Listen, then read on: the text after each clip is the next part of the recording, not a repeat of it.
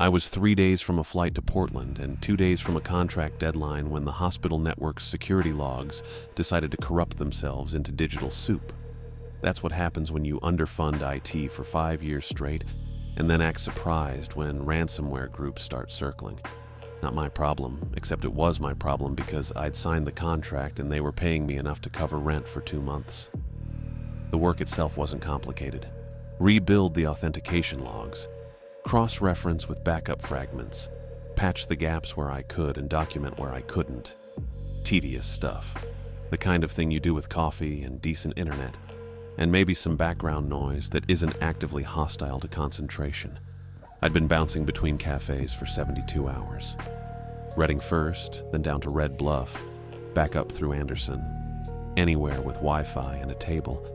The problem was that Northern California cafe Wi-Fi existed in this sweet spot of being just good enough to load a web page but just bad enough to drop a VPN connection every 11 minutes. I had a mobile hotspot, but it crawled whenever I tried to pull anything larger than a text file from the hospital's backup server. The Starbucks in Redding had been okay until a Bible study group took over half the store, and someone's kids started throwing napkins at the ceiling. I lasted an hour. Moved to a place called The Grind in Anderson that played jam bands at a volume that made my teeth hurt. 45 minutes there. Then a diner off the I-5 that had exactly one outlet and it was behind the cash register. So I had to sit at the counter while the manager watched YouTube videos on his phone without headphones. By day 3, I'd started searching for anything else. Hotels were too expensive, and most of them had the same overloaded router problem. I needed isolation. Needed a place where I wasn't fighting 15 other people for bandwidth, and where nobody was going to start a conversation about whether I was visiting family or just passing through. That's when I found the listing. Airbnb, cabin near Lakehead. The photos were bad, which honestly made it feel more legit. A lot of the scam listings use stolen photos from luxury rentals, all staged and warm lit. This one looked like the host had taken them on an old phone.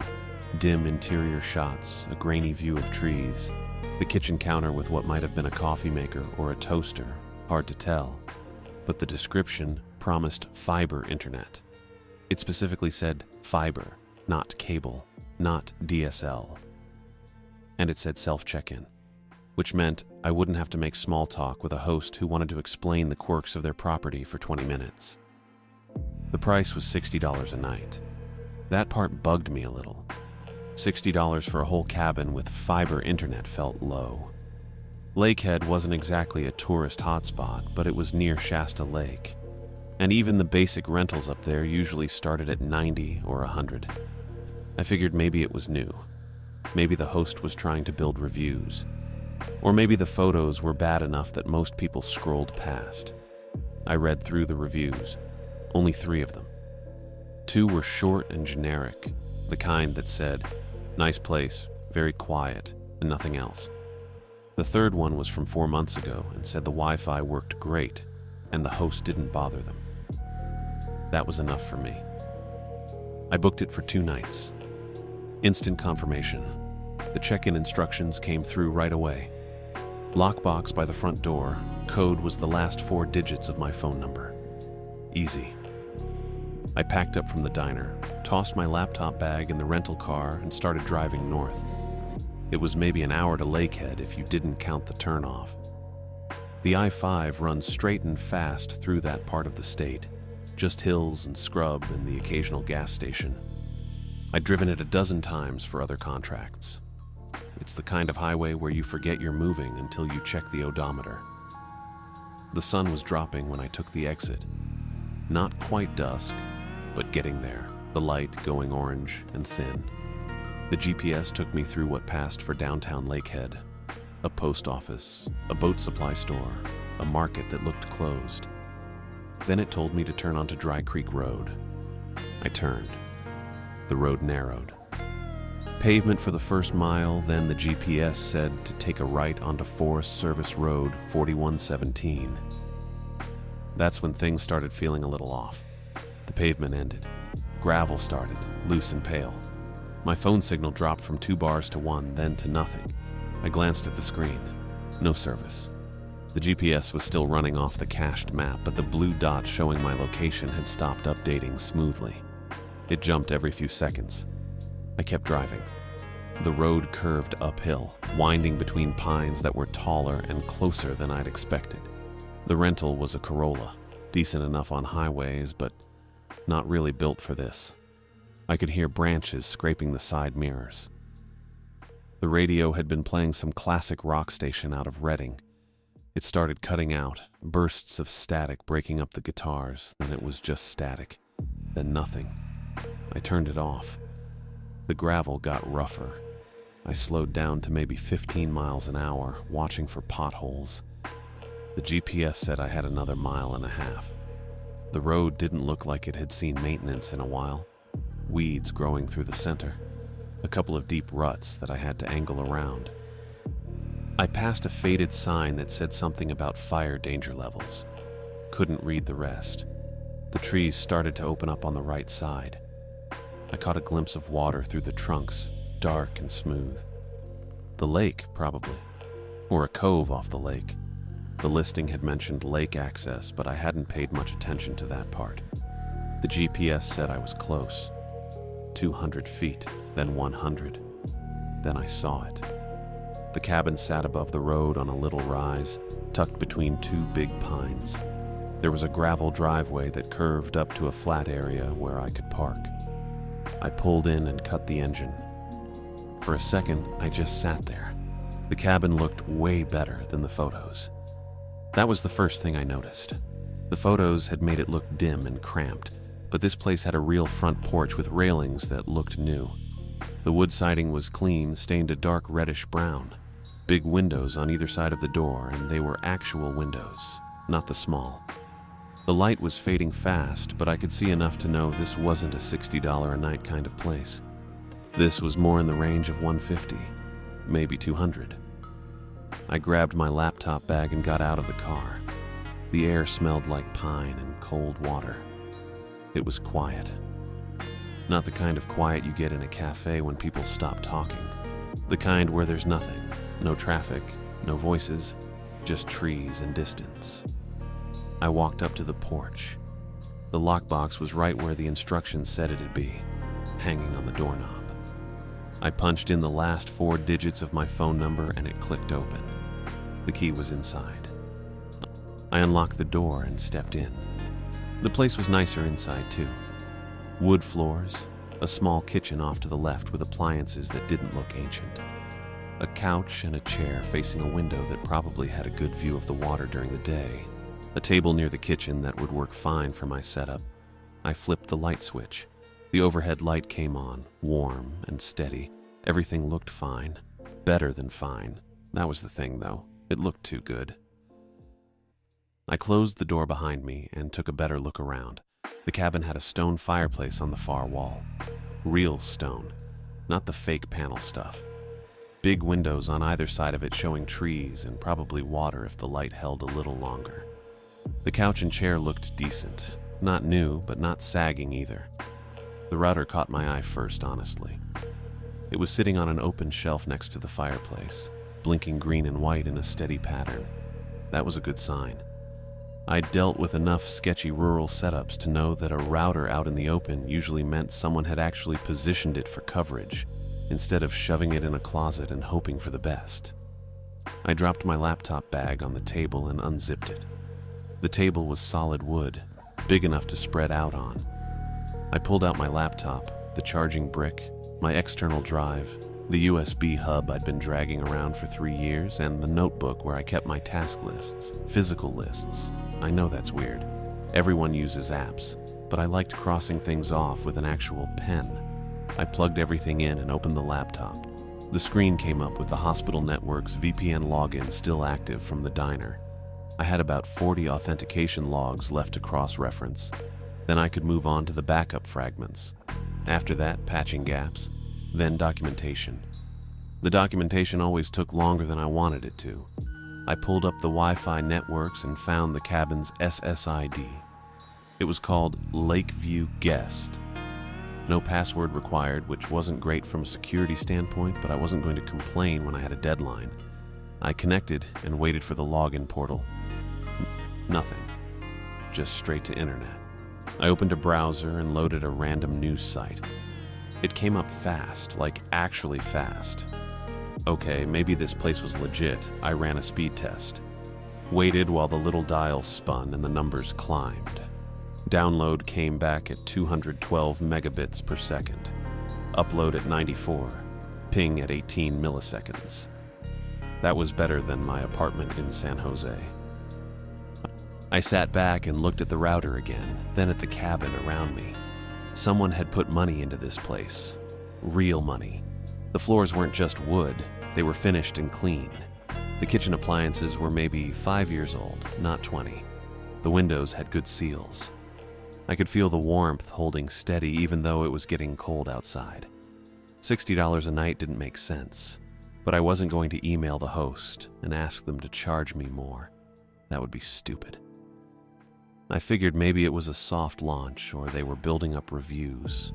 Sometimes people undercut the market just to get traction. I'd seen it before. I opened my task list and got to work. The authentication logs were a mess. That's what happens when a system corrupts mid-backup. You get partial entries, timestamps that don't line up, user IDs that reference accounts nobody can find anymore. My job was to take all of that and turn it into something coherent enough that the hospital network could prove to their auditors they hadn't lost critical access data. I pulled up the first batch and started cross-referencing against the fragments. Matched a user ID, logged it. Moved to the next one. Matched a timestamp, logged it. Found a gap, noted it, kept going. It was boring work, methodical. I liked it. I worked through 20 logs, then 30. The VPN stayed stable. The connection didn't drop. I didn't have to get up and move closer to the router or restart anything. It just worked. That almost never happened. I took a break around 7 to eat a protein bar I'd bought at a gas station in Anderson. It tasted like chocolate-flavored cardboard. I washed it down with water from a bottle in my bag and got back to it. By 7:45, I'd cleared 38 logs. I was ahead of schedule. If I kept this pace, I could finish the cross-referencing tonight and start on the backup fragments tomorrow morning. That would put me a full day ahead of the deadline. I could actually sleep before my flight. I opened the next file and started the transfer from the external drive to the laptop. It was a big one, maybe 600 megabytes. The progress bar crept forward. 10%, 20, 30. I leaned back and stretched. My neck was stiff. I rolled my shoulders and looked out the window. It was full dark now. I couldn't see the water anymore, just the reflection of the cabin's interior on the glass. The progress bar hit 42% and stopped. I waited. Sometimes transfers paused for a second when the system cached data. I counted to 10. Still 42%. I moved the mouse. The cursor responded fine. I clicked over to the browser and tried to reload the news site. Nothing. The little loading circle spun and spun. I checked the Wi-Fi icon. Still connected to Lakeview Guest. Full bars. I opened the command terminal and ran a ping test to Google's DNS. Request timeout. Great. I closed the transfer and tried to reconnect to the VPN. It hung on establishing secure connection for 30 seconds, then failed. I got up and walked over to the router. The lights were still blinking, green and white, same as before. I unplugged it, counted to 10, and plugged it back in. The lights went dark, then started cycling through their startup sequence. I waited. 2 minutes later, the pattern settled back to green and white. I went back to the laptop and tried the ping test again. Request timeout. I checked my phone. Still no signal, not even one bar. I stood there looking at the router and trying to figure out what the problem was. The lights looked normal. The connection showed as active, but nothing was going through. Then the lights went out. All of them. Overhead light, the little lamp on the side table, the glow from the kitchen, everything. I didn't move, just stood there in the dark waiting for my eyes to adjust. I figured it was a breaker or maybe the whole grid. Sometimes rural areas lost power if a branch hit a line. I counted to 20. The lights came back on, but they were wrong, dimmer than before, and they flickered. Not like a loose bulb, like the current wasn't steady. I walked to the kitchen and flipped the switch off, then on again. The overhead light responded, but it stayed dim, flickering every few seconds. That wasn't a breaker. That was something with the main line. I grabbed my phone and turned on the flashlight even though the lights were still on. I didn't trust them. Then I walked to the front door and stepped out onto the porch. The air hit me first, colder than before. I should have grabbed my hoodie. Then the smell. Metallic, sharp, like wet pennies or blood, but not quite. I'd smelled it once before when I was a kid and touched both terminals of a 9-volt battery to a steel wool pad in science class. Ozone, maybe. Or burned metal. I swept the flashlight beam across the porch and down toward the driveway. My car was still there. Trees all around, same as before. No fallen branches I could see. No obvious storm damage. I turned and aimed the light up at the roof line where the power cable came in. It took me a second to process what I was seeing. The cable was split open. Not cut. Peeled. Like something had grabbed it and pulled it apart lengthwise. The rubber sheathing hung in strips, and the wires inside were exposed and separated. Some of them were still sparking faintly. I stepped off the porch and moved closer, keeping the flashlight steady. There were gouges in the wood siding near the cable. Long scratches. Deep enough that I could see pale wood underneath the stain. They ran in parallel lines. 4 of them. Maybe 5. Not from a branch. Branches didn't leave marks that clean. I moved the light down and saw the paper. It was folded in half and pinned under a loose section of the cable where it hung against the wall. White paper. Standard printer size. I reached up and pulled it free. The cable shifted and sparked again. I stepped back fast. The paper was cold in my hand, a little damp from the air. I went back inside and locked the door behind me. The lights were still flickering. I ignored them and walked to the kitchen table, setting my phone down with the flashlight pointing up so it lit the room. I unfolded the paper. It was printed. Black ink, standard font, Times New Roman maybe, double-spaced lines.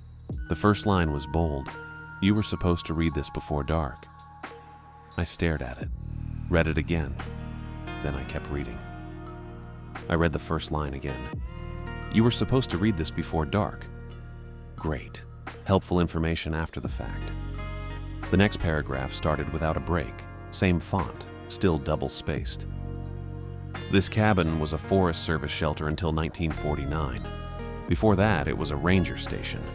Before that, it was a logging camp supervisor's house built in 1892. The Shasta Dam project flooded the canyon in 44 and 45. Filled the reservoir over 18 months, covered the old Sacramento River channel and everything along it. Towns, roads, bridges, also covered a network of caves that ran under the canyon floor. Forest Service kept this cabin because it sat high enough. Elevation matters. What's down there can't climb past a certain height, not easily. I stopped reading, looked at the paper. Regular printer paper, maybe 20-pound weight. Slight dampness from being outside. The text looked clean, laser printed probably. Someone went to the effort of typing this up, printing it and sticking it outside under a damaged power cable. I kept going. Survey teams went into those caves twice before the flood. 1873 and 1931. Both times they found evidence of habitation but no inhabitants. Items left behind. Tools. Or what looked like tools, arrangements of stone. The second survey noted smell and temperature inconsistencies and recommended sealing the entrances before any dam work started. That didn't happen. Budget issue. When they flooded the canyon, they flooded the caves with it. Something was still down there, Still is. I set the paper on the table, rubbed my eyes. This was either an elaborate prank or someone's creative writing project they decided to leave for guests. A spooky local legend thing. Probably the same person who trashed the power cable to sell the effect. Except the gouges in the siding were real. The sparking wires were real. I picked the paper back up. It needs someone who arrives alone once a year. Not every week. Not every month. Once. I don't know why. I don't know what it does the rest of the time. I just know that if someone comes to this cabin alone and stays the night, it comes up, it completes whatever it needs to complete, and then it goes back down. If no one comes, it starts ranging farther. 2 years ago, someone bought the property to flip it and didn't list it for 4 months. During that time, there were 3 missing hikers on the north trails, and 1 boat that went out and didn't come back. When I started listing it again, that stopped. I read that paragraph 3 times. The listing, the host. Laura Jensen, that was the name on the Airbnb account. She knew. She was booking people here on purpose. The next section was in bold again, bigger font, 14 point maybe. Rules. Oh, good. Rules. 1. Keep 1 exterior light on at all times after sundown. If the power dips, reset the breaker in the crawl space hatch by the laundry alcove. There's a flashlight in the top kitchen drawer. I glanced toward the kitchen. Didn't get up. Kept reading. 2. Do not look into the pond after sundown. There's a small pond 40 feet west of the cabin. You might have seen it on the drive up. During the day, it's fine. After dark, don't look at it. Don't go near it. If you hear something that sounds like it's coming from that direction, ignore it. I didn't remember seeing a pond. Maybe I'd passed it on the drive without noticing. Hard to tell in the dark now. 3. If you hear a single tap on the wall or door, tap once back. Then stay silent. Do not speak. Do not ask questions. 1 tap, 1 response. That's it. My neck felt cold. The cabin was warm, but my neck was cold. 4. Between 10:30 and 11:30, it will circle the cabin. You'll hear it. Sometimes you'll see movement outside the windows. Don't acknowledge it. Don't try to track it. Sit somewhere central, away from exterior walls, and wait for it to finish. I checked my phone. 8:03. 2.5 hours. 5. After midnight, it can come through any gap wider than 2 fingers. Check the door seals, window seals, and the crawl space hatch. There's a weather stripping in the laundry alcove if you need it. The chimney flue is already sealed.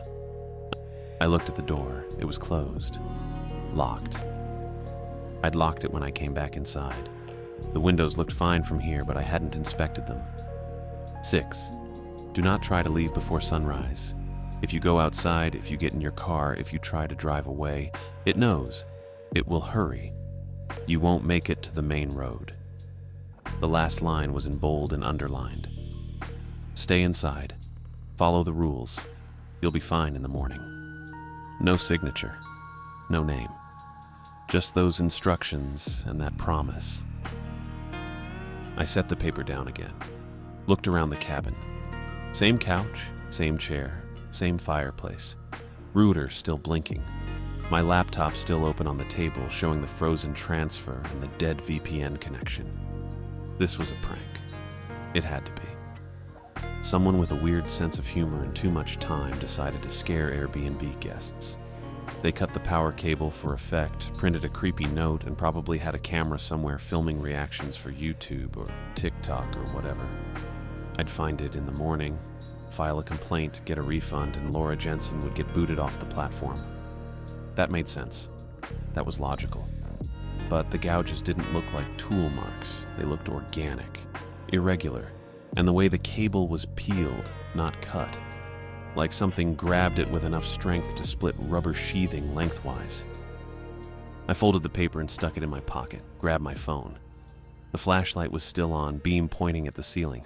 I'd just leave. Drive back to Lakehead, find a hotel with a working outlet and normal Wi-Fi, finish the job there. I didn't need this. I had 38 hours until my flight and maybe 50 hours of work left if I stayed focused.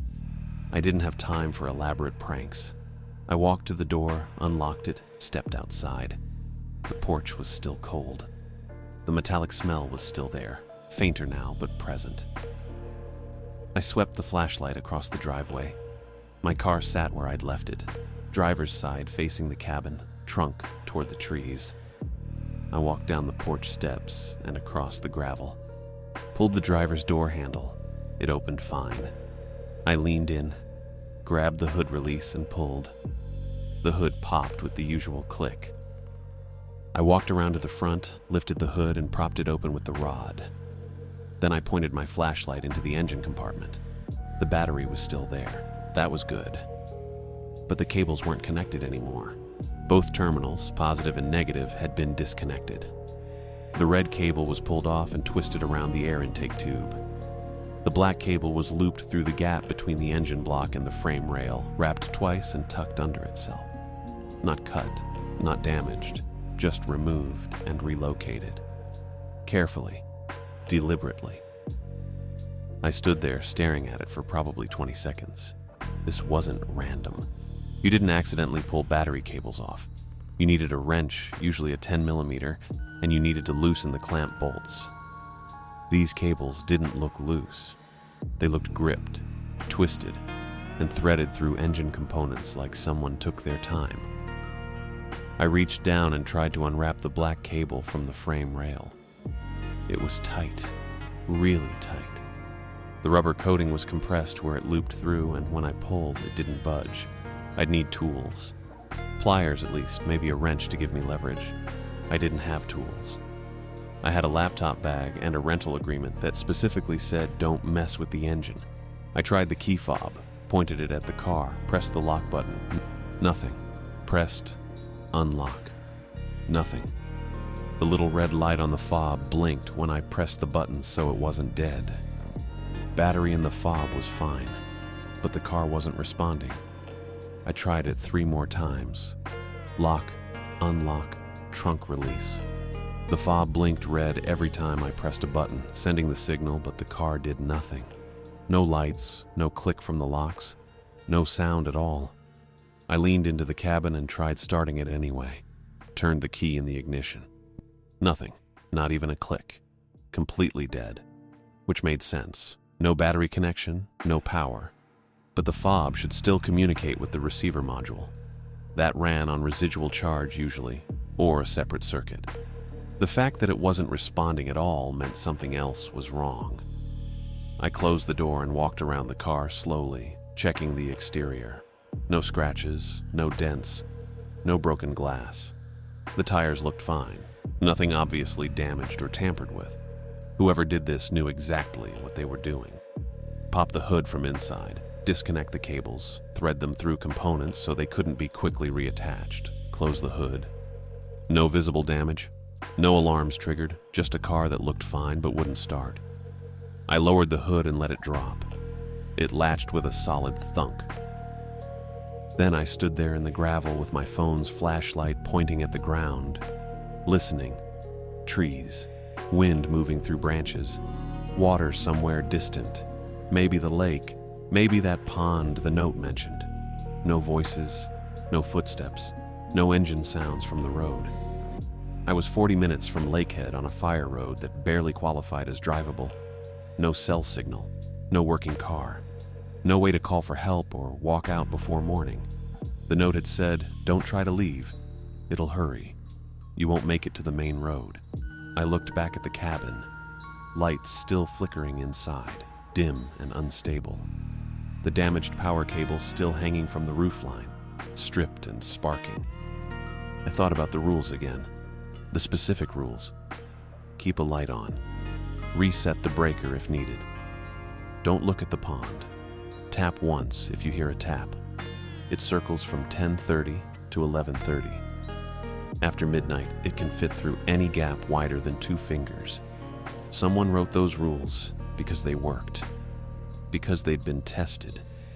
Because Laura Jensen, or whoever owned this place, had done this before, multiple times, and knew exactly what would keep someone alive until morning. I walked back to the cabin, climbed the porch steps, went inside and locked the door behind me, Then I pulled the note out of my pocket, unfolded it, and read it again from the beginning. This time, I wasn't looking for plot holes or prank evidence. I was looking for instructions I might have missed. I stood there next to the car for maybe 30 seconds, trying to think through options I didn't have. No signal, no tools, no way to reconnect those cables even if I wanted to try. The note listed a host contact number at the bottom. I'd skimmed past it before, but now I pulled the paper back out of my pocket and checked. Laura Jensen. 10 digits below her name in the same Times New Roman font. Worth a shot. I pulled up the number on my phone and hit call. Didn't expect it to go through. No bars, no service, nothing, but the screen showed calling. And then it connected. 1 ring, 2 rings. Someone picked up. I waited for a voice. Didn't get one. Just breathing, slow and steady, in and out. Not heavy, not labored, just there. "Hello?" I said. The breathing continued. Same rhythm, same depth. "Laura, this is Patrick Butler. I booked the cabin for tonight and..." Nothing. Just that steady in and out sound, quiet enough I had to press the phone closer to my ear to make sure the call hadn't dropped. I tried again. "Look, I don't know what's happening here, but the power's cut and my car's disabled, and I'd really like some kind of explanation. In. Out. In. Out." My gut tightened. This wasn't a bad connection or a pocket dial. Someone was on the other end, listening. "If this is part of the prank, it's not funny," I said. "I've got work to finish and a flight in 2 days, and I don't have time for..." The call dropped, just cut out. No warning beep, no fade. 1 second I heard breathing. The next I heard silence, and the screen showed "Call ended," with a duration of 1 minute and 18 seconds. I tried calling back. The screen said "calling" for about 5 seconds, then gave me a failure message. No connection available. I checked the signal indicator. Still nothing. But the first call went through fine. That didn't make sense. You either had signal or you didn't. There wasn't some magic window where one call connected and the next didn't unless someone on the other end was controlling it, and that wasn't how cell towers worked. I stood there staring at my phone like it might explain itself. It didn't. I shoved it back in my pocket and looked at the note again. Most of it was rules. Don't look at the pond, don't leave, check the seals. But near the top it mentioned something about a second message. I skimmed back through the lines. Further instructions are in the fireplace. Read them now. Right, the fireplace. I turned and headed back inside, letting the door swing shut behind me. The lights were still flickering, that same irregular dimming and brightening that made my eyes hurt if I looked at them too long. I walked past the table where my laptop sat closed and useless, past the couch, straight to the stone fireplace on the far wall. It looked clean. No logs stacked inside, no kindling, nothing that suggested it had been used recently. I crouched down and shone my phone's flashlight into the opening. Ash. Old soot crusted on the back wall. A few bits of charred wood fragments that might have been there for months or years. That was it. I ran my hand along the inside edge of the hearth, checking for paper or anything tucked into a gap. Nothing. Just cold stone and grit. I sat back on my heels and frowned. The note specifically said further instructions were in the fireplace, but there was nothing here. Unless someone else took it, or unless it burned, or unless my stomach dropped. I'd tossed the note earlier, right after I read it the first time. I'd been standing near the table and I'd crumpled it in frustration and thrown it, not hard, just a dismissive toss to get it out of my hand, toward the hearth. I remembered the flutter of paper, the soft sound of it landing. And now I looked down at the floor just in front of the fireplace and saw a small black smudge. Ash, maybe, or a burn mark. I picked up the note from where I'd set it on the couch and smoothed it out. One corner was darker than the rest, singed. Not fully burned, just browned and crispy along the edge where it had landed too close to something hot, or where a stray ember caught it. If the rules mattered, if any of this mattered, I'd already screwed up. The second message would have told me something. Maybe something important. Maybe something that explained what I was supposed to do between now and sunrise. And I destroyed it, not on purpose, not even thinking about it, just careless. I stood up and folded the note again, slower this time, and tucked it into my pocket. My hands felt cold. The room felt colder. The lights flickered again, dimmed, came back. The note said if the power dipped, I should reset the breaker. Crawl space hatch by the laundry alcove, flashlight in the top kitchen drawer. I walked to the kitchen and pulled open the top drawer next to the sink. Inside, I found a cheap headlamp with an elastic strap, the kind you'd get at a hardware store for $10. I clicked it on. The LED beam was bright and narrow, better than my phone. I slipped it over my head and adjusted the strap, then walked toward the back of the cabin, past the bathroom, past a closet. And there, tucked into a shallow alcove, a stacked washer and dryer, both white and newer than I expected. I pulled the washer forward a few inches. It scraped against the floor but moved. Behind it, set into the floor, was a wooden hatch about 2 feet square with a recessed metal ring for a handle.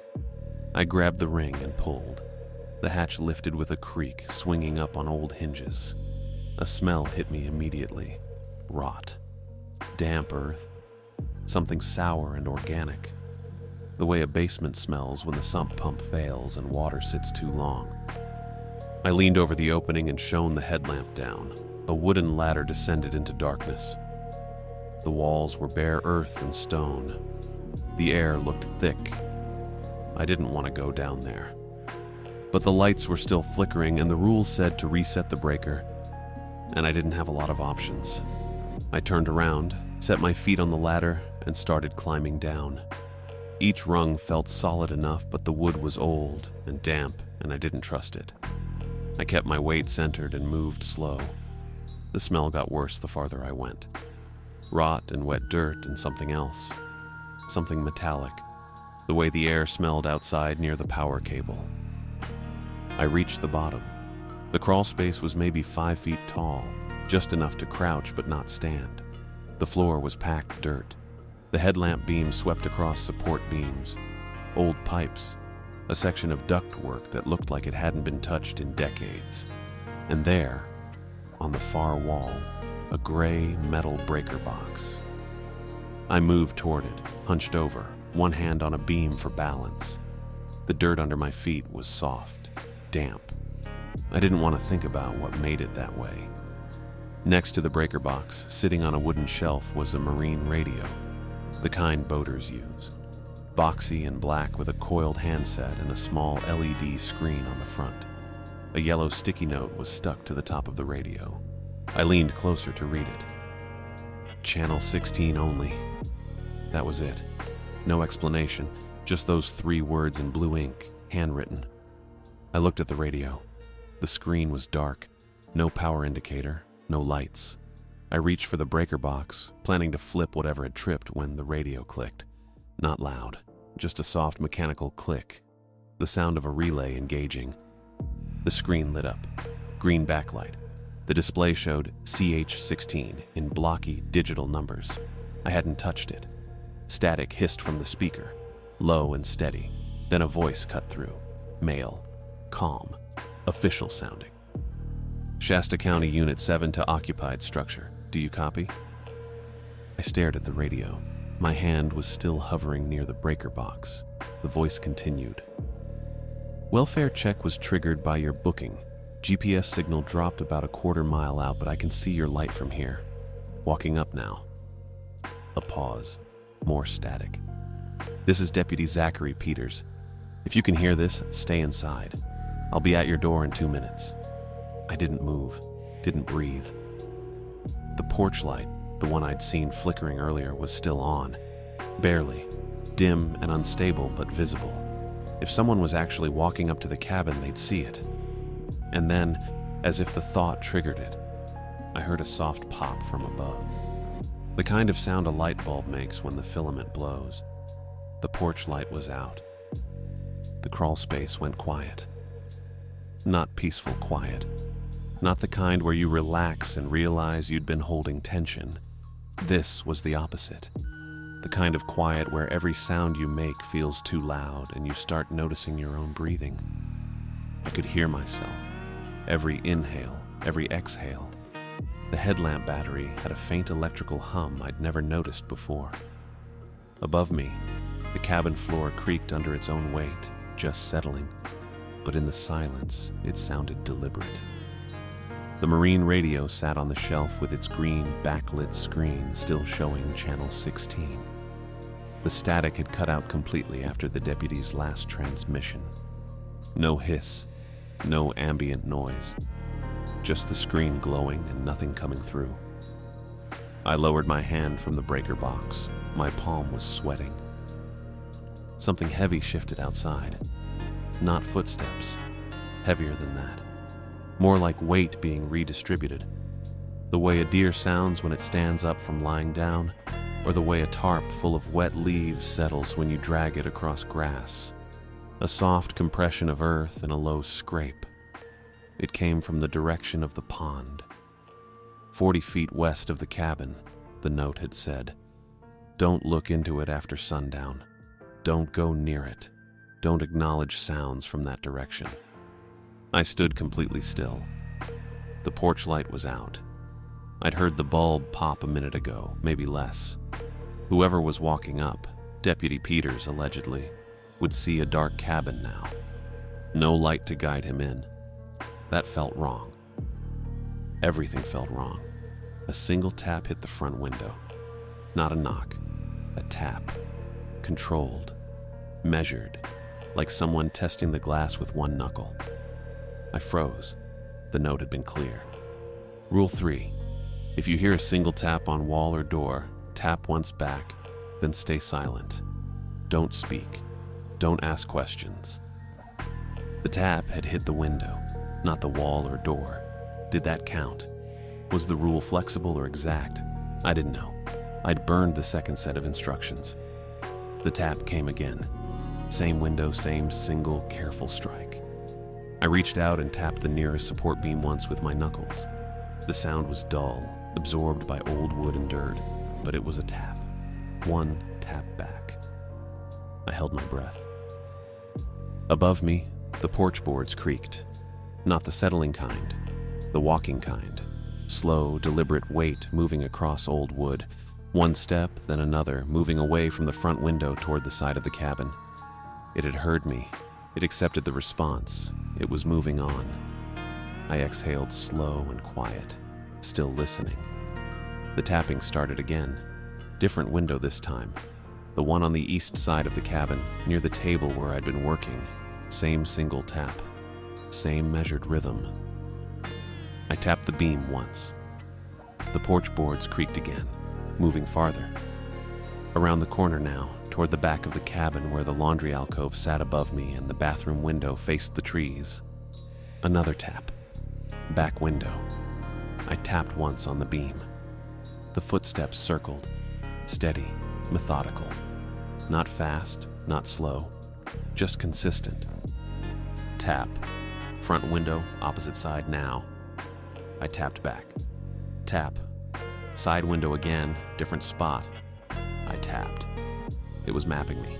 That's what it felt like. Every time I responded, it knew where I was. It was learning the layout, or testing the walls, or confirming I was following the rules. I stayed put. Didn't move toward the ladder. Didn't try to climb back up. The note had said to sit somewhere central during the circling period, away from exterior walls. The crawl space didn't have exterior walls the same way. It was under the cabin, technically central. I wasn't sure that logic held. The tapping stopped. The footsteps stopped. I waited, counted to 30 in my head, heard nothing. Then I heard the engine. Not an engine starting. An engine already running, but rough. Struggling. The sound came from down the hill, past where my car sat with its disconnected battery. It was labored, misfiring, the kind of sound a truck makes when it's been sitting too long and the fuel line's half clogged. I tilted my head, listening. No headlights swept through the cracks in the floorboards above. No beams cutting through the trees outside. Just the engine noise getting closer, grinding up the gravel road. Then it stalled. The engine choked, coughed once, and died. Silence again. I heard a door open, the metallic click and creak of a truck door, maybe. Then it shut. Solid. Real. Footsteps on gravel. Boots. Heavy tread. Confident. A flashlight beam swept across the porch above me.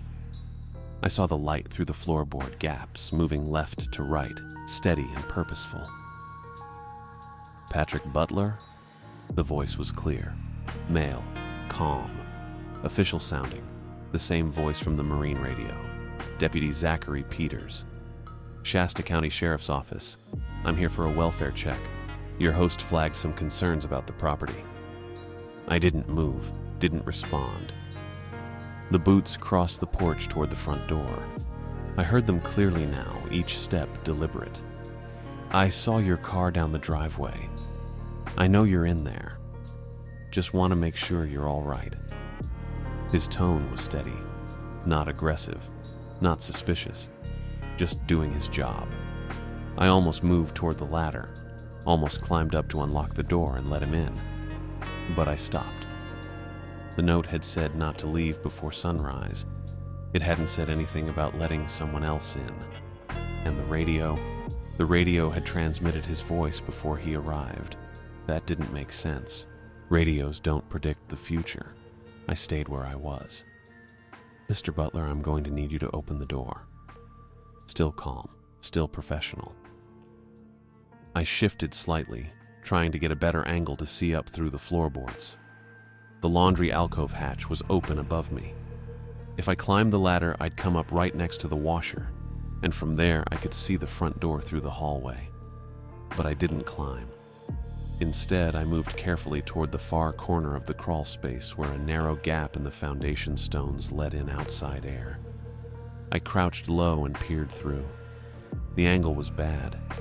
I could only see part of the driveway and a slice of the yard sloping down toward the trees. The pond was somewhere past that, 40 feet west.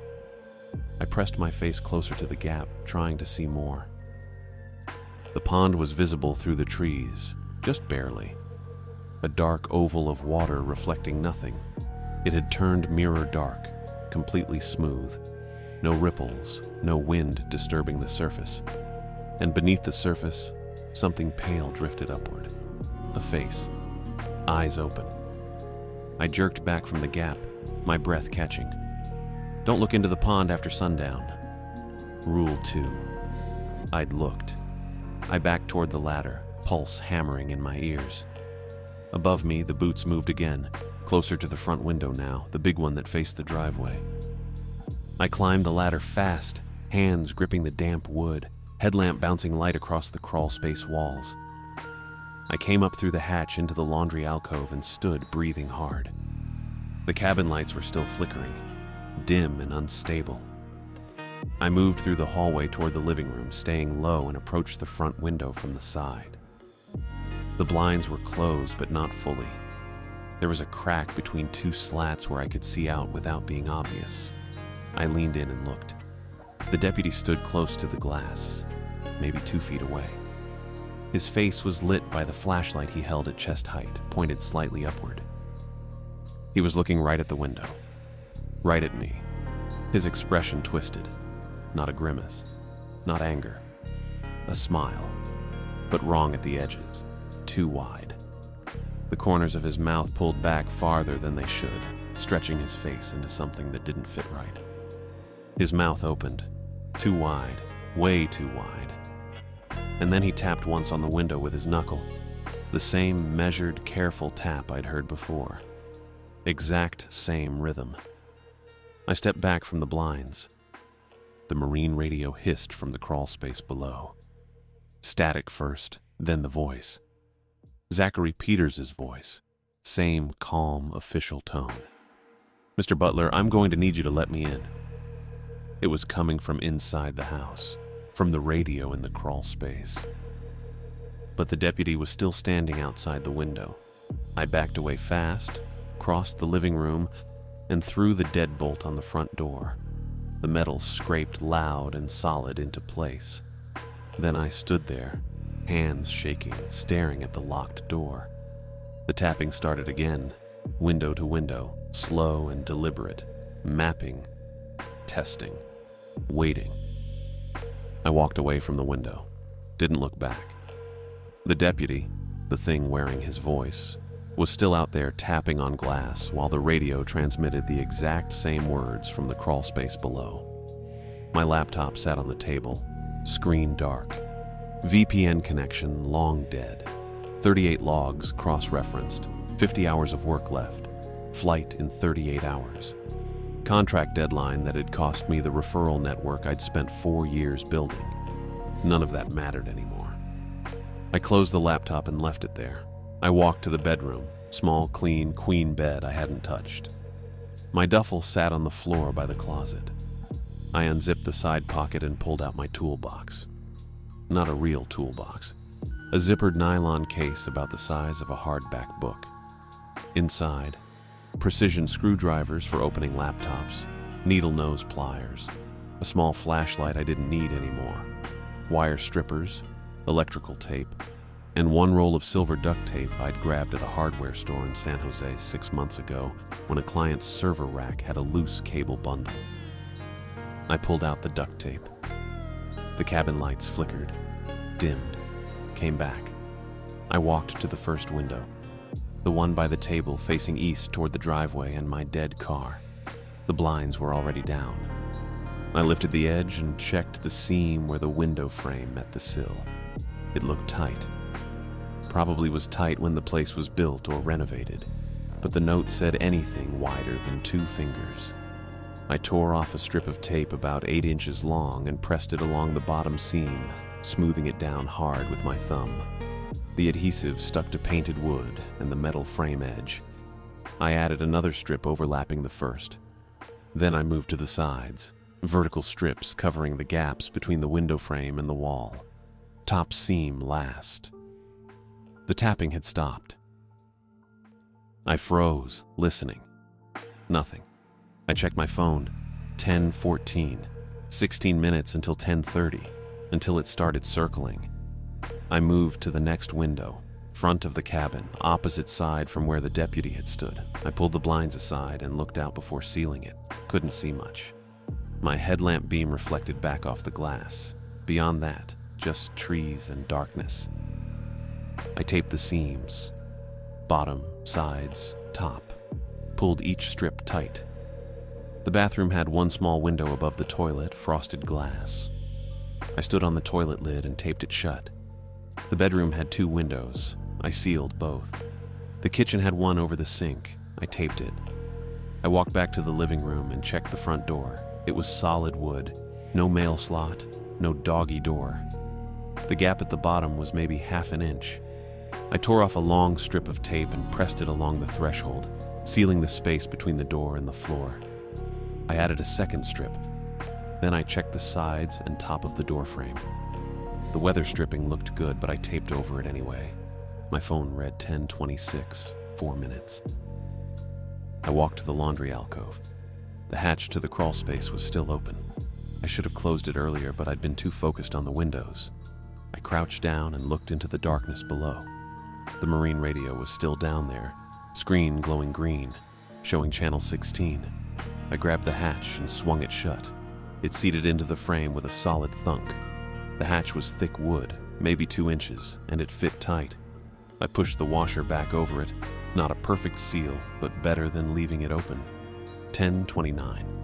I walked back to the living room and sat in the chair facing the fireplace, central, away from exterior walls like the note said. The couch was closer to the front windows. The table was near the east wall. The chair was the best option. I turned off my headlamp and set it on the floor next to me. The cabin lights were still flickering, but they were on. Dim, but steady enough to see. I watched the clock on my phone. 10:30. The tapping stopped completely. I'd already noticed that, but now the silence felt heavier, thicker. Then I heard it. Not footsteps, not boots on gravel or weight on porch boards. A slow, dragging sound against the outside of the cabin, like something heavy being pulled along the siding, or something pressed against the wall, moving in a circuit. It started at the front. I heard it pass the window to my left, the one I'd taped shut. The sound was low, a scraping, sliding friction. Not wood on wood, something softer but dense, like wet canvas or thick rubber. It moved along the east wall, past the table window. Slow and even. I didn't look, didn't turn my head. I kept my eyes on the fireplace and counted my breaths. The sound reached the back corner, paused for maybe 3 seconds, then continued along the back wall, past the bathroom window, past the bedroom windows. It reached the west wall. The sound changed slightly, became wetter. I realized it was passing the side of the cabin that faced the pond. I kept breathing, in through my nose, out through my mouth. The sound moved along the west wall toward the front corner. Then it turned and came back across the front, right past the window where the deputy had stood, right past the door I'd sealed with duct tape. It completed the loop and started again. Front to east, east to back, back to west, west to front. The rhythm was consistent. Each circuit took maybe 45 seconds. The sound never sped up or slowed down, never stopped except for those brief pauses at the corners. I checked my phone. 10:38, 52 minutes left. The radio hissed from beneath the floor, static first, then a voice. Not the deputy this time. "Patrick, it's Elizabeth." I went still. Elizabeth Robinson, my supervisor, the woman who'd signed the contract. The woman who'd called me 6 times in the last 72 hours asking for progress updates. Her voice came through the radio clear and crisp, exactly the way it sounded on our project calls. Brisk, efficient, no wasted words. "Patrick, I don't know what's going on, but I got a ping from your VPN showing you offline for 3 hours. I need you to call me back immediately. We have auditors on site Monday, and if those logs aren't clean, we're both in a very bad position."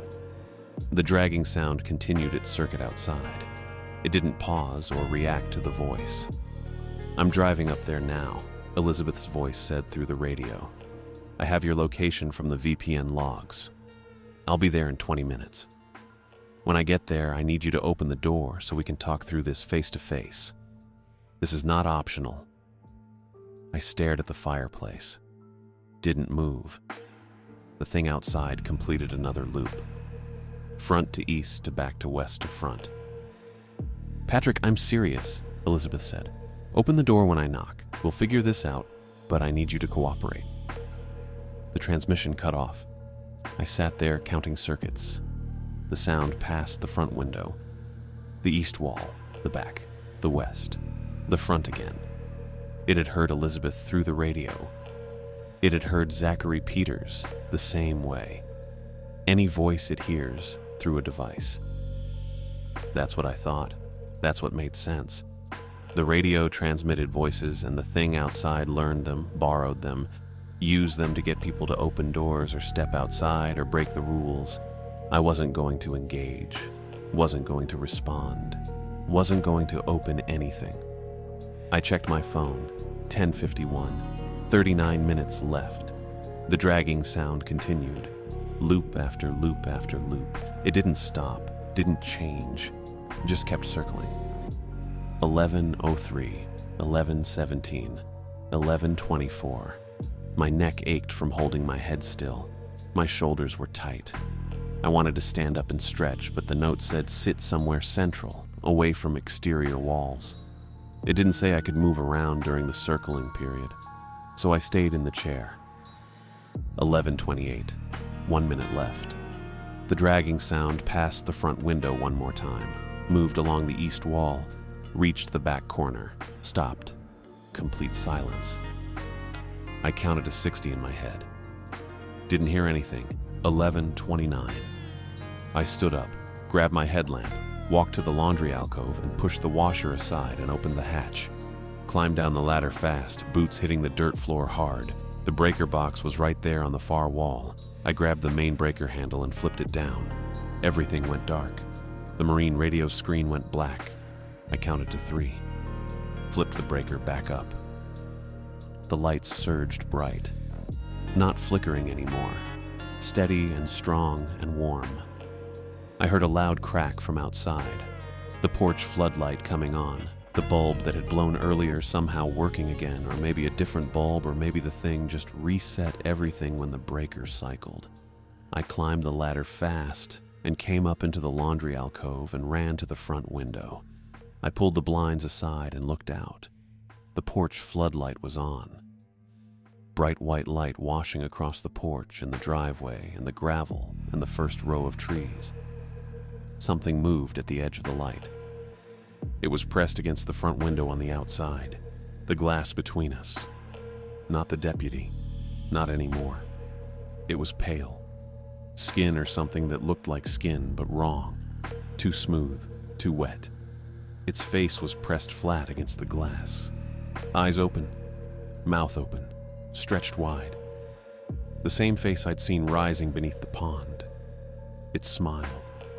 The edges of its mouth pulled back, too far. Then it peeled off the glass and ran. Not toward the driveway, toward the pond. I watched it sprint across the yard, fast. Faster than a person should move. Its arms and legs bent wrong at the joints.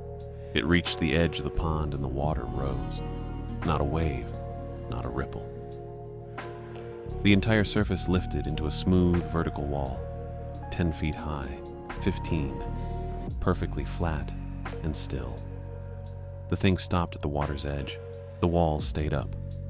Behind it, just beneath the surface, the pale face pressed close. The same face, or maybe a different one. I couldn't tell.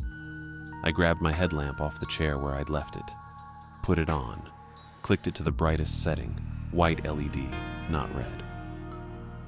I unlocked the front door, pulled it open, stepped onto the porch. The cold air hit me. The metallic smell was gone. I aimed my headlamp at the water wall, at the face pressing against it from the other side.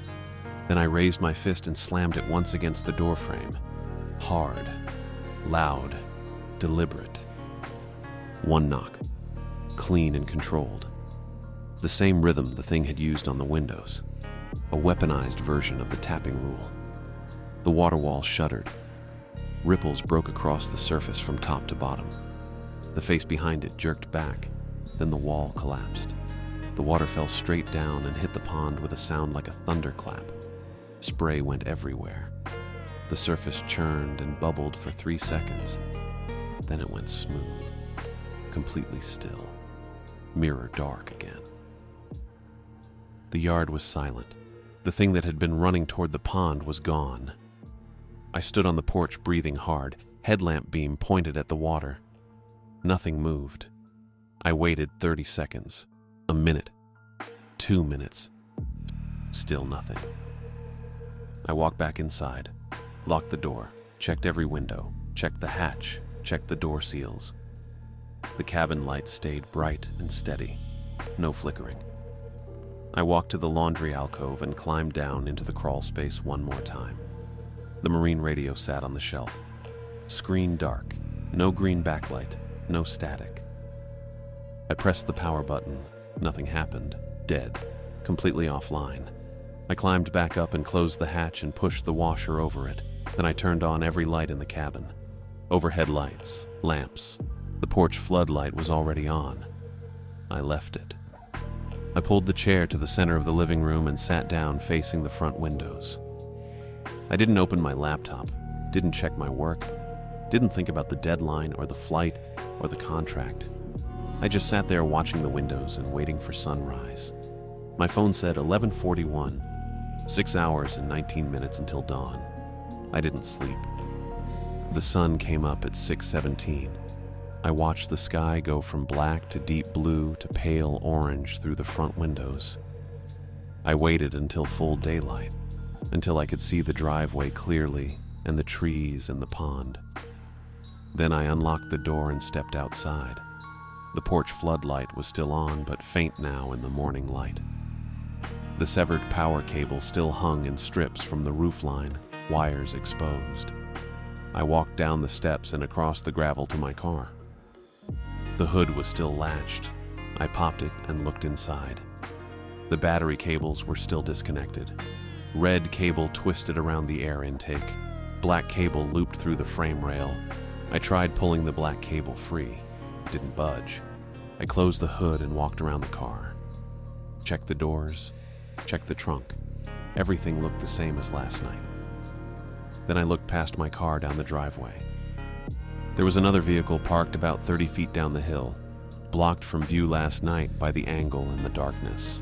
A white SUV with a light bar on the roof. Shasta County Sheriff's Office decal on the door. A patrol cruiser. I walked down to it. The driver's door was unlocked. I opened it and looked inside. Empty. Keys still in the ignition. Radio mounted to the dash, powered off. Laptop stand bolted between the seats. No laptop. Clipboard on the passenger seat with blank incident forms. The name plate on the dash read Deputy Z. Peters. I closed the door and walked around the vehicle. No damage, no scratches, tires fine. I looked through the back windows. Standard patrol setup, partition between front and back, nothing unusual. I walked past the cruiser down the driveway toward the road, looking at the gravel. 20 feet past the cruiser, I found the drag marks. 2 parallel lines gouged into the gravel, deep, consistent, leading off the driveway toward the trees on the west side, toward the lake. I followed them. They cut through the underbrush and between 2 large pines. The ground sloped down. I reached the shoreline. The drag marks ended at the water's edge. The shallows were clear and still. I could see rocks and silt on the bottom. No body, no uniform, no equipment. Just the marks ending at the water. I stood there for maybe a minute. Then I walked back up to the driveway. My phone still had no signal, not even one bar. I couldn't fix my car, couldn't call anyone, couldn't stay here. I walked back to the cabin and grabbed my duffel from the bedroom. Left the laptop, left the charging brick and the external drive and the hub, left everything except my wallet, my keys, and my phone. I walked down the driveway past my car and past the patrol cruiser. When I reached the main road, Forest Service Road 4117, I turned right toward Lakehead, 40 minutes on foot, maybe 50. The sun was bright and warm. The air smelled like pine. I could hear birds. I walked fast and I didn't look back. The trees opened on my left after about 20 minutes. Through the trunks I could see water, dark and smooth. The pond. I kept walking. Didn't stop. Didn't look directly at it. It took 43 minutes to reach pavement. Another 15 to reach the edge of Lakehead. A gas station, a bait shop. The post office I'd passed yesterday. My phone buzzed in my pocket. I pulled it out. 3 bars. Messages loading. Voicemails. Emails. One text from Elizabeth Robinson sent at 11:04 last night. Call me immediately. I walked to the gas station and threw my phone in the trash can next to the pumps. Then I kept walking toward the center of town until I found a library. Small brick building. Open sign in the window. I walked inside and asked the woman at the desk if I could use a computer. She said yes and pointed to a row of terminals along the wall. I sat down and stared at the screen. Didn't log into my email. Didn't check my contract status. Didn't open anything that could carry a voice back to me. I just sat there until my hands stopped shaking. Then I walked outside and started looking for a ride south.